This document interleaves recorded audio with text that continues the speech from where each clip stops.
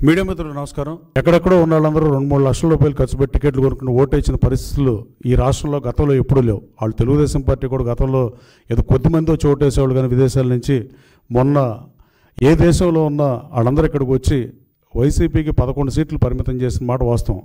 దీంట్లో మీకు ప్రజలు తిరస్కరించి మీకు 11 సీట్లు ఇస్తే మీరు ప్రతిపక్ష హోదా ఇమ్మని అనడం ఎంతవరకు న్యాయం?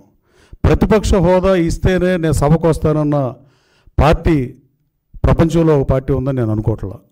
అలాగే ఈ 11 మంది శాసనసభ్యులు ప్రజాధనం శాలరీగా తీసుకుంటూ అసెంబ్లీకి రాకుండా కేవలం మీడియా సమావేశాల ద్వారానే మీరు సమస్యలని పరిష్కరిద్దాం అనుకుంటున్నారా? జగన్మోహన్ రెడ్డి గారు ప్రజా దర్బార్ నిర్వహించారు, తండోపతండాలుగా జనం వచ్చారని రాసిన పరిస్థితిని మన పత్రికలో చూసాం. ఎస్, వచ్చారు, అది కాదని నిజం. వాళ్ళు ఎందుకు వచ్చారో మాకు తెలియదు, కానీ వచ్చారు. వాళ్ళు ఏం అర్జీలు ఇచ్చారో మీరు బయట పెట్టాలి. మీరు మీ సొంత ధనంతో ఈ ప్రజా సమస్యలకు పరిష్కారం చూపిస్తారా? అది ఆ సమస్యలు ఏమొస్తాయి? సమస్యలు కోకోలలో ఒక రోజులో ఒక రాత్రిలో ఓవర్ నైట్లో అన్ని సమస్యలు పరిష్కరిస్తుంది ప్రభుత్వం కూడా. కానీ మీరు తీసుకున్న అర్జీలు మీరు ఏం చేద్దాం అనుకుంటున్నారో మాజీ ముఖ్యమంత్రి గారిని సూటిగా అడుగుతున్నా. జగన్మోహన్ రెడ్డి గారు మీ సొంత నిధులతో ఆ ప్రజా దర్బార్లో వచ్చిన వినతుల సమస్యను పరిష్కరిస్తారా, లేకపోతే మా ప్రభుత్వానికి పంపిస్తారా? మీరు శాసనసభకు రావట్లేదు కదా, లేకపోతే మేమే పంపిస్తే అర్జీలన్నా ఇస్తారా?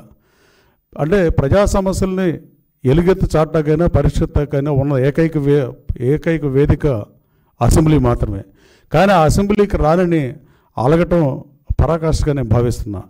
ప్రతిపక్ష హోదా లేదని అసెంబ్లీకి రాని మీరు మిగతా 10 మంది శాసనసభ్యులు వాళ్ళు కూడా బాధపడే పరిస్థితి. అసలు ఈ అసెంబ్లీని మనం చూస్తామా, ఊరినే ఎలక్ట్ అయ్యి ఒక్కసారి కూడా సభకు వెళ్లకుండా రిటైర్ అయిపోతామా అనే పరిస్థితి రాష్ట్రంలో ఉన్నాయి. అలాగే అసెంబ్లీలో ప్రతిపక్ష హోదా లేదని రాని మీరు లోక్సభలో 4 ఎంపీలు ఉంటే లోక్సభకి ఎందుకు వెళ్తున్నారు? లోక్సభలో మీకు ఏమైనా ప్రతిపక్ష హోదా ఉందా? లేదా రాజ్యసభలో ప్రధాన ప్రతిపక్ష హోదా ఉందా? అంటే ఇక్కడ ఆంధ్రప్రదేశ్ రాష్ట్రంలో ఒక తీరు, ఢిల్లీలో ఒక తీరు నడపడం దిగజారిన రాజకీయ విలువకి మీ పార్టీ అర్థం పడుతుందని నేను భావిస్తున్నా. మానేస్తే అన్నిసార్లు మానేయాలి. మీకు ప్రతిపక్ష హోదా ప్రజలు ఇవ్వలేదు కాబట్టి. అదే ఆంధ్ర రాష్ట్ర ప్రజలు మీకు 11 సీట్లు ఎక్కడిచ్చారు? 4 సీట్లు లోక్సభలో ఇచ్చారు. అట్లాంటి మీరు లోక్సభకి ఎందుకు వెళ్తున్నారు? ఆంధ్రప్రదేశ్ అసెంబ్లీకి ఎందుకు రావట్లా? అలాగే నేను చెప్పినట్టు డిబేట్కి ఫస్ట్ 6 నెలలు ప్రభుత్వం ఏర్పడిన తర్వాత ఆ రోజున మీ ప్రభుత్వం ఏర్పడినప్పుడున్న ఆర్థిక పరిస్థితి ఏంటి, ఇవాళ ఆర్థిక పరిస్థితి ఖజానాని మీరు ఎలా చెప్పారు? 45 సంవత్సరాల నుంచి రాజకీయాల్లో ఉన్న ముఖ్యమంత్రికి ఇలాంటి సమస్య ఎప్పుడూ చూడలేదంటే అది మీ పాలనకి అర్థం పడుతుంది. అది దయచేసి తెలుసుకోవాల్సిందిగా మీడియా సోదరుల ద్వారా మిమ్మల్ని కోరుతున్నా.